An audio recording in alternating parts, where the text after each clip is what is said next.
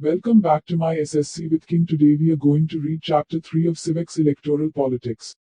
हरियाणा से 1987 में हरियाणा असेंबली के इलेक्शन चल रहे थे। इस इलेक्शन में दो पार्टी आमने सामने खड़ी हुई। पहली थी कांग्रेस पार्टी, जो कि पिछले 5 सालों से रूल करते हुए आ रही थी, और दूसरी थी लोकदल, जिसके लीडर थे चौधरी देवीलाल जी। इन्होंने कांग्रेस के अपोजिशन में खड़े होकर न्याय युद्ध किया, जिसका मतलब होता है स्ट्रगल फॉर जस्टिस। इसके अलावा इन्होंने लोगों से प्रॉमिस किया कि अगर उनकी पार्टी इलेक्शन में जीतती है तो वे सारे किसानों की लोन माफ कर देंगे। लोग कांग्रेस से परेशान थे और चौधरी देवीलाल जी के आइडिया से काफी ज्यादा अट्रैक्टेड थे। इसलिए जब वोटिंग हुई तब लोगों ने लोक दल को काफी ज्यादा वोट किया। इनफैक्ट हरियाणा असेंबली में जब 90 सीट्स थी, उसमें से 76 सीट्स तो लोक दल और उसके अलायंस को मिलती है, जिसमें से 60 सीट्स तो अकेले लोक दल की ही थी, जिसकी वजह से लोक दल इलेक्शन जीत जाती है। इलेक्शन जीतने के बाद चौधरी देवीलाल जी हरियाणा के नए चीफ मिनिस्टर बनते हैं, और चीफ मिनिस्टर बनने के बाद वे सारे किसानों की लोन माफ कर देते हैं। लोकदल पार्टी अगले 4 सालों तक रूल करती है, लेकिन उसके बाद जब 1991 में जब फिर से इलेक्शन होते हैं तब लोकदल पार्टी हार जाती है और कांग्रेस जीत जाती है। Why do we need a election? आखिर हमें इलेक्शन की जरूरत क्यों होती है? किसी भी डेमोक्रेसी में एक रेगुलर इंटरवल के साथ इलेक्शन होते हैं। जैसे कि अगर हम अपनी इंडिया की बात करें तो इंडिया में हर एक 5 सालों में इलेक्शन होते हैं। पूरी दुनिया में 100 से ज्यादा कंट्री ऐसी है जहाँ पर रिप्रेजेंटेटिव को चुनने के लिए इलेक्शन होते हैं। अब सवाल ये उठता है कि क्या बिना इलेक्शन की भी डेमोक्रेसी हो सकती है? ऑफ कोर्स हो सकती है। अगर सारे लोग आपस में बैठकर मिलजुल कर कोई डिसीजन ले तो बिना इलेक्शन की भी काम चल सकता है। लेकिन ये एक छोटी कम्युनिटी के लिए ठीक है, बड़ी कम्युनिटी के लिए ये पॉसिबल नहीं, क्योंकि अगर हम अपनी इंडिया की बात करें तो इंडिया में 140 करोड़ लोगों की जनसंख्या है। तो ऐसा तो हो नहीं सकता कि 140 करोड़ लोग एक साथ बैठकर डिसीजन ले सकते। पर एक चीज हो सकती है कि जो सारे लोग अपने आप से कुछ लोगों को चुन लें जो उनके हिसाब से उनके लिए सही रहेंगे डिसीजन लेने के लिए। पर इसमें भी एक प्रॉब्लम है कि बिना इलेक्शन के इतने सारे लोगों में से अच्छे लीडर चुने कैसे? और अगर चुन भी लिया तो क्या गारंटी है कि वो आगे जाकर जनता के हिसाब से काम करेंगे? तो क्या हम उन्हें बाद में जाकर हटा सकते हैं? ऑफ कोर्स हटा सकते हैं, पर इसके लिए हमें जरूरत होगी इलेक्शन की। इलेक्शन की मदद से लोग अपने पसंद का रिप्रेजेंटेटिव चुन सकते हैं और अगले इलेक्शन में उसे हटा भी सकते हैं। What makes an election democratic? ऐसी क्या चीज है जो इलेक्शन को डेमोक्रेटिक बनाती है? फर्स्ट, इलेक्शन को हम तभी डेमोक्रेटिक कह सकते हैं जब हर एक व्यक्ति के पास अपना एक वोट हो और उस वोट की एक वैल्यू हो। सेकंड, किसी भी कंट्री में फ्री इलेक्शन होने चाहिए और लोगों के पास चॉइस होनी चाहिए। थर्ड है, इलेक्शन रेगुलरली होने चाहिए, हर कुछ सालों में। फोर्थ है, जिस कैंडिडेट को लोगों ने वोट देकर चूज किया है उसे ही इलेक्ट किया जाना चाहिए। फिफ्थ है, election free and fair manner में होने चाहिए, जिससे लोग जिसे चाहे उसे वोट दे सके बिना किसी डर के। तो दोस्तों, किसी कंट्री में ये सारे प्रिंसिपल फॉलो होंगे तभी इलेक्शन डेमोक्रेटिक होंगे, अदरवाइज नहीं होंगे। Now the next topic is it good to have a political competition? क्या पॉलिटिकल कंपटीशन होना सही है? चलिए देखते हैं। अब आप खुद ही सोचो कि अगर पॉलिटिकल पार्टीज के बीच में कंपटीशन नहीं होगा तो इलेक्शन की कोई वैल्यू ही नहीं रहेगी। अगर घोड़ों की रेस में एक ही घोड़ा दौड़ेगा तो ऑब्वियस सी बात है फर्स्ट भी वही आएगा। इसलिए कंपटीशन होना जरूरी है, क्योंकि कंपटीशन होगा तभी तो बेस्ट का पता चलेगा।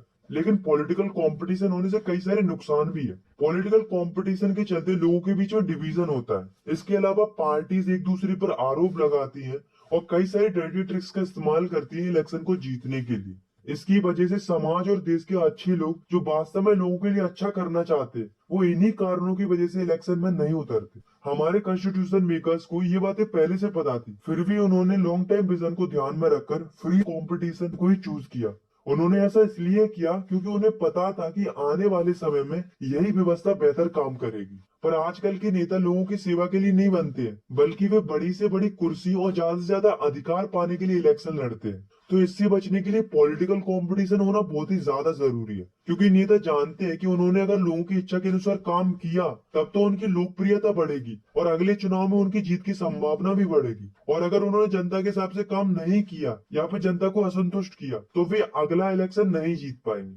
इस तरह यदि कोई पॉलिटिकल पार्टी केवल सत्ता में आने की इच्छा से ही आगे आई है तो अभी उसे मजबूरन जनता की सेवा करनी होगी, नहीं तो लोग अगले इलेक्शन में उसकी पार्टी को छोड़कर किसी दूसरी पार्टी को वोट देकर उसे पावर में लाएंगे। What is our system of election? इस टॉपिक में हम पढ़ेंगे कि इंडिया में इलेक्शन किस टाइप से होते हैं। तो इंडिया में दो तरह के इलेक्शन होते हैं, एक लोकसभा के लिए और दूसरे विधानसभा के लिए। लोकसभा के इलेक्शन सेंट्रल लेवल पर होते हैं, जिसकी मदद से प्राइम मिनिस्टर को चुना जाता है, और विधानसभा के इलेक्शन स्टेट लेवल पर होते हैं, जिससे चीफ मिनिस्टर को चुना जाता है।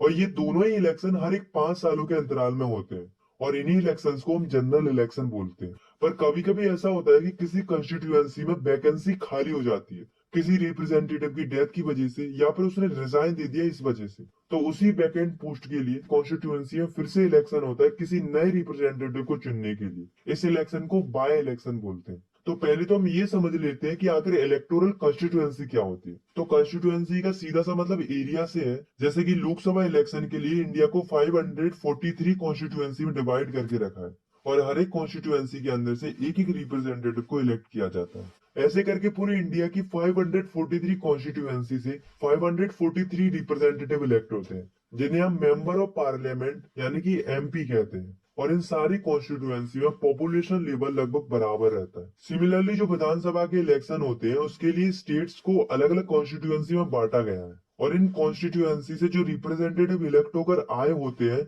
उन्हें मेंबर ऑफ लेजिस्लेटिव असेंबली कहते हैं, यानी कि एमएलए कहते हैं। इसके अलावा जो लोकल इलेक्शन भी होते हैं जैसे कि पंचायत और नगर पालिका के, तो उनमें भी यही तरीका अपनाया जाता है, जिसमें विलेज और सिटी को अलग अलग वार्ड में बांट दिया जाता है, और प्रत्येक वार्ड के लिए एक एक मेंबर इलेक्ट होता है। Now we talk about reserve constituency. तो दोस्तों जो हमारे कॉन्स्टिट्यूशन मेकर्स थे उन्होंने रिजर्व कॉन्स्टिट्यूएंसी का सिस्टम बनाया। मतलब जो समाज के वीकर सेक्शन के लोग हैं जैसे कि एससी और एसटी कैटेगरी के लोग, उनके लिए सीट्स रिजर्व की गई हैं। मतलब अगर कोई कॉन्स्टिट्यूएंसी एससी कैंडिडेट के लिए रिजर्व की गई है तो उस कॉन्स्टिट्यूएंसी से केवल एससी कैटेगरी का एक कैंडिडेट इलेक्शन लड़ सकता है, और अगर कोई कॉन्स्टिट्यूएंसी एसटी कैंडिडेट के लिए रिजर्व की गई है तो वहां से केवल एसटी कैटेगरी का ही कैंडिडेट इलेक्शन में खड़ा हो सकता है। तो ये जो रिजर्व कॉन्स्टिट्यूएंसी का सिस्टम है उसे हमारे कॉन्स्टिट्यूशन मेकर्स ने इसलिए इंक्लूड किया ताकि जो पिछड़े लोग हैं वो आगे आ पाए और वो भी इलेक्शन लड़ पाए, क्योंकि ऐसे लोगों के पास ना ही रिसोर्सेस होती है और ना ही एजुकेशन होती है और ना ही इनका किसी से कांटेक्ट होता है। तो ऐसे में इनका जीतना तो लगभग इम्पॉसिबल हो जाता है।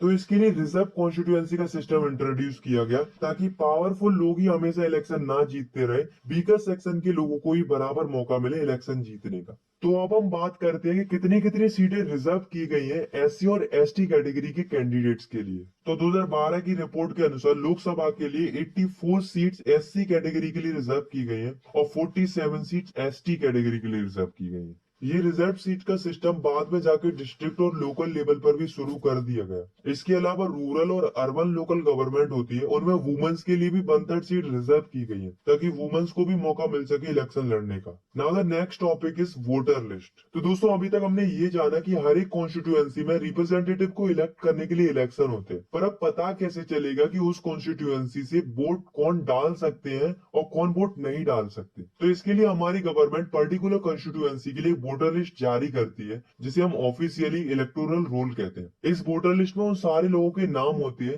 जो आने वाले इलेक्शन में वोट डाल सकते हैं। हमारे इंडिया के अंदर यूनिवर्सल अडल्ट फ्रेंचाइजी है, जिसके मुताबिक हर एक व्यक्ति के पास अधिकार है वोट डालने का, बशर्ते उसकी उम्र 18 या उससे ज्यादा होनी चाहिए। कुछ ही लोग वोट नहीं डाल सकते, जैसे कि जो क्रिमिनल होते हैं और जो अनसाउंड माइंड के लोग होते हैं वो वोट नहीं डाल सकते। बाकी सारे लोग वोट डाल सकते हैं। जैसे ही कोई बच्चा 18 साल का हो जाता है तो उसका नाम वोटर लिस्ट में ऐड कर दिया जाता है, और किसी कारणवश किसी की डेथ हो जाती है तो उसका नाम वोटर लिस्ट से हटा दिया जाता है। ये अपडेट वोटर लिस्ट के अंदर हर 5 सालों में होता है इलेक्शन से पहले। इसके अलावा गवर्नमेंट एक कार्ड इशू करती है जिसे इलेक्शन फोटो आइडेंटिटी कार्ड यानी कि इपिक बोलते हैं, बट इसको हम सिंपल भाषा में वोटर आईडी भी बोलते हैं। ये कार्ड उन लोगों को इशू कराया जाता है जिनका नाम वोटर लिस्ट में होता है, और जब भी कोई वोट डालने जाता है तब इस कार्ड को वो अपने साथ ले जाता है as a proof. Nomination of candidate, इसका मतलब होता है कि अगर किसी को इलेक्शन में खड़ा होना है तो वो कैसे पार्टिसिपेट करेगा। चलिए देखते हैं। तो होता क्या है कि अगर किसी की एज 18 साल है तो वो केवल वोट डाल सकता है, इलेक्शन नहीं लड़ सकता। अगर किसी को इलेक्शन लड़ना है तो उसके लिए उसकी मिनिमम एज 25 ईयर होनी चाहिए, तभी वो इलेक्शन में एज अ रिप्रेजेंटेटिव खड़ा हो सकता है।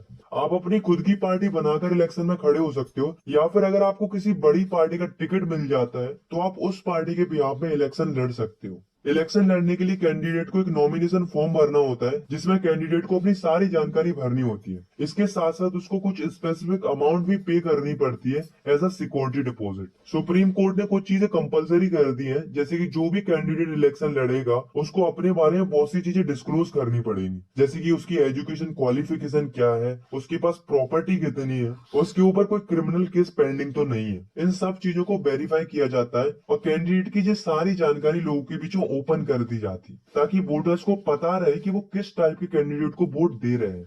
Election campaign.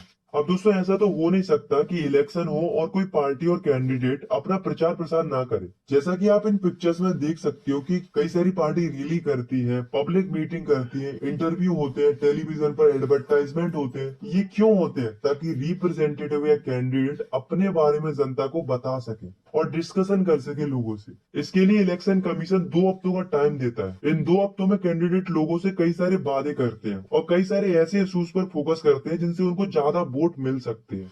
इलेक्शन को जीतने के लिए पहले भी बहुत सारे लोगों ने कई सारे स्लोगन दिए थे, जैसे कि 1971 लोकसभा इलेक्शन के लिए इंदिरा गांधी ने एक स्लोगन दिया था, गरीबी हटाओ। ऐसे ही 1971 में भारतीय जनता पार्टी ने एक स्लोगन दिया, सेफ डेमोक्रेसी का।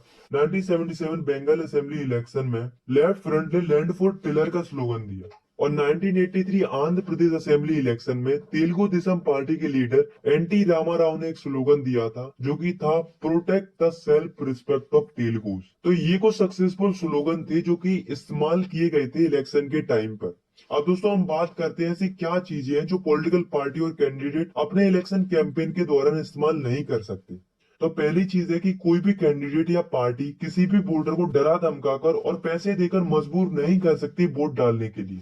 सेकंड है कि कोई भी पार्टी और कैंडिडेट रिलीजन और कास्ट का इस्तेमाल करके वोट नहीं मांग सकते। थर्ड है कि कोई भी कैंडिडेट और पॉलिटिकल पार्टी अपनी इच्छा से कितने भी पैसे खर्च नहीं कर सकती इलेक्शन कैंपेन के लिए। लोकसभा इलेक्शन में कोई भी कैंडिडेट और पार्टी एक कॉन्स्टिट्यूएंसी के लिए केवल 25 लाख ही खर्च कर सकती है, उससे ज्यादा नहीं। और अगर बात करें विधानसभा इलेक्शन की, तो उसमें एक कॉन्स्टिट्यूएंसी के लिए केवल 10 लाख रुपए ही खर्च कर सकती है। अगर कोई पार्टी या कैंडिडेट इससे ज्यादा खर्च करता है तो कोर्ट उस इलेक्शन को रिजेक्ट भी कर सकता है। फोर्थ है कि कोई भी पॉलिटिकल पार्टी और कैंडिडेट अपने निजी प्रचार प्रसार के लिए गवर्नमेंट व्हीकल्स और ऑफिशियल्स का इस्तेमाल नहीं कर सकती। फिफ्थ है कि कोई भी पार्टी और कैंडिडेट कोई भी प्लेस ऑफ वर्शिप पर इलेक्शन प्रोपोगेंडा स्प्रेड नहीं कर सकते। सिक्स्थ है, जब इलेक्शन अनाउंस हो गए हैं तो उसके बाद से कोई भी मिनिस्टर कोई भी नया प्रोजेक्ट नहीं ले सकते। Polling and counting of votes. Finally ये सारी प्रोसेस के बाद वो दिन आता है जिस दिन सारे लोग वोट करने जाते हैं। इस दिन को वोटिंग डे बोलते हैं। तो जिस भी पर्सन का नाम वोटर लिस्ट में होता है वो अपने नजदीकी पोलिंग बूथ में वोट डालने जाता है। पोलिंग बूथ बेसिकली एक जगह होती है जहाँ पर वोट डाले जाते हैं।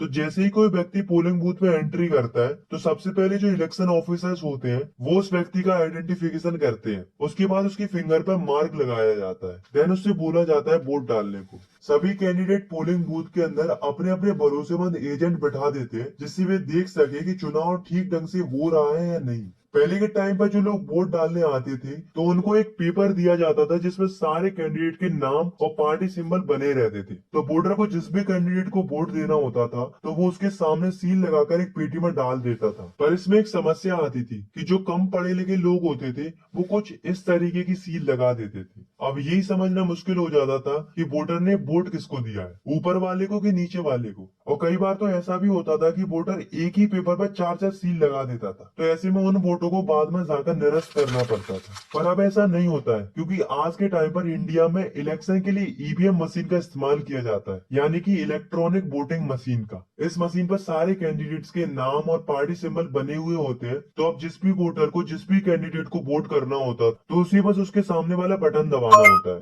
सिमिलरली इसी प्रोसेस से सारे लोग वोट करते हैं। अब जैसे ही ये वोटिंग कंप्लीट हो जाती है तो इन सारे ईवीएम को सील करके एक सुरक्षित जगह पर रख दिया जाता है। कुछ दिनों के बाद एक फिक्स डेट पर इन सारे ईवीएम को खोला जाता है और किस कैंडिडेट को कितने वोट मिले हैं इसके लिए काउंटिंग शुरू होती है। और जब काउंटिंग चल रही होती है तो वहां पर भी कैंडिडेट के एजेंट रहते हैं ये चेक करने के लिए कि काउंटिंग सही ढंग से हो रही है या नहीं हो रही है। जब काउंटिंग कंप्लीट हो जाती है तो इलेक्शन के रिजल्ट आते हैं और जिस भी कैंडिडेट को ज्यादा वोट मिलते हैं वो इलेक्शन जीत जाता है। What makes election in India democratic? ऐसी क्या चीजें हैं जो इंडिया की इलेक्शन को डेमोक्रेटिक बनाती है? पहली चीज तो यही है कि जो हमारी इंडिया है उसके अंदर जो इलेक्शन होते हैं उसे एक इंडिपेंडेंट बॉडी कंडक्ट कराती है, जो कि है election commission of India. India के इलेक्शन कमीशन को बहुत पावर दी गई है। इलेक्शन कमीशन अपना डिसीजन खुद ले सकती है, उन्हें किसी को भी जवाब नहीं देना होता है। और अगर कोई कैंडिडेट और पार्टी को इलेक्शन कमीशन का डिसीजन अच्छा नहीं लगता है तो अभी कोई कुछ नहीं कर सकता। इंडिया के इलेक्शन कमीशन को जितनी पावर मिली है शायद ही किसी देश के इलेक्शन कमीशन को इतनी पावर मिली होगी। सेकंड है पॉपुलर पार्टिसिपेशन। इंडिया में क्या देखने को मिलता है कि जो इंडिया के लोग हैं वो बहुत ही ज्यादा पार्टिसिपेट करते हैं इलेक्शन के अंदर। अगर हम इंडिया के वोटर्स टर्नआउट फिगर की बात करें, मतलब जितने लोग वोट कर सकते हैं उनमें से कितने लोग एक्चुअली में वोट करने आए हैं, तो हमारे इंडिया में ये परसेंटेज बढ़ ही रहा है, कम नहीं हो रहा है। वही जो अदर यूरोपियन कंट्रीज हैं उनमें ये देखने को मिला है कि उनका वोटिंग ग्राफ नीचे जा रहा है। अगर हम पर्टिकुलर इंडिया की बात करें तो इंडिया में ऐसे लोग ज्यादा वोट करने आते हैं जो गरीब होते हैं और जो कम पढ़े लिखे होते हैं। वही जो रिच लोग होते हैं वो थोड़ा कम पार्टिसिपेट करते हैं इलेक्शन में, मगर करते हैं। बट अगर ओवरऑल देखा जाए तो इंडिया की most of the population election के टाइम पर वोट करने जाती है, और यही चीज शो करती है कि लोग इलेक्शन के प्रति कितने ज्यादा इंटरेस्टेड है, क्योंकि उन्हें पता है कि उनके वोट की एक वैल्यू है। अगर उन्होंने वोट डाला है तो उनका वोट व्यर्थ नहीं जाएगा, ऐसा लोग मानते हैं। और यही चीज हमारे इलेक्शन को और भी ज्यादा डेमोक्रेटिक बनाती है। एक और चीज है जो हमारे इलेक्शंस को डेमोक्रेटिक बनाती है, वो है कि जो इलेक्शन के रिजल्ट आते हैं उसे सारी कंट्री एक्सेप्ट करती है, चाहे वो अपोजिशन पार्टी हो और चाहे वो आम नागरिक हो। तो ये सारी चीजें हमारी इंडिया के इलेक्शंस को डेमोक्रेटिक बनाती है। Challenges to free and fair election. तो यहाँ तक हमने जितना भी पढ़ा है उससे हमें ये पता चलता है कि इंडिया में जो इलेक्शन होते हैं वो फ्री एंड फेयर मैनर में होते हैं। तो क्या वास्तव में हमारे election free and fair manner में होते हैं? होते हैं, बट कोई भी चीज 100% परफेक्ट नहीं हो सकती, थोड़ी बहुत कमियां तो जरूर होती हैं। ऐसे ही हमारे इलेक्शंस के अंदर भी कुछ कमियां हैं, तो चलिए उनको एक एक करके डिस्कस करते हैं। तो फर्स्ट प्रॉब्लम है कि जिस भी कैंडिडेट के पास ज्यादा पैसे होते हैं उसे थोड़ा ज्यादा एडवांटेज रहता है इलेक्शन जीतने का। मैं ये नहीं कह रहा हूँ कि वो इलेक्शन जीत ही जाएगा, इलेक्शन अदर कैंडिडेट्स भी जीत सकते हैं, बस थोड़ा एडवांटेज ज्यादा रहता है जिसके पास पैसे ज्यादा रहते हैं। सेकंड है, ज्यादातर पॉलिटिकल पार्टी ऐसे लोगों को टिकट अलॉट करती है जिनका क्रिमिनल बैकग्राउंड रहता है। थर्ड है कि कई सारी पॉलिटिकल पार्टीज के अंदर ऐसा देखने को मिलता है जिसमें एक ही परिवार के मेंबर रूल करते हुए आ रहे होते हैं, एक तरफ से सबको टिकट मिले हुए होते हैं। फोर्थ है, इंडिया के अंदर जितनी भी पॉलिटिकल पार्टीज है उनकी आइडियोलॉजी और काम करने का तरीका लगभग एक ही जैसा है, किसी भी पार्टी में कोई भी मेजर डिफरेंस नहीं है। तो ऐसे में लोगों के पास एक्चुअल में कोई चॉइस नहीं होती है। लास्ट है कि जो छोटी पार्टीज होती है और जो इंडिपेंडेंट कैंडिडेट्स होते हैं उन्हें बड़ी पार्टीज ऊपर नहीं आने देती, जिसकी वजह से छोटी पार्टीज और इंडिपेंडेंट कैंडिडेट्स को मौका नहीं मिल पाता है। तो ये कुछ चैलेंजेस है जो कि फ्री एंड फेयर इलेक्शन में देखने को मिलते हैं। तो दोस्तों, इन चैलेंजेस को देखकर आप लोग ये मत समझना कि इंडिया के इलेक्शन सही नहीं है। मानते हैं थोड़ी बहुत कमियां हैं, पर इसका मतलब ये नहीं है कि इंडिया के इलेक्शन डेमोक्रेटिक ही ना रहे। और वैसे भी अगर हम कंपेयर करें अदर कंट्रीज से तो हमें पता चलता है कि हमारे इलेक्शन औरों के कंपैरिजन में बहुत अच्छे हैं। आई होप आपको ये वीडियो पसंद आई होगी। अगर आपको ये वीडियो पसंद आई तो आप इस वीडियो को लाइक कर सकते हो, और चाहो तो आप इस चैनल को सब्सक्राइब भी कर सकते हो ऐसी क्लास 9 की वीडियोस आगे देखने। तब तक के लिए टेक केयर, मिलते हैं नेक्स्ट वीडियो।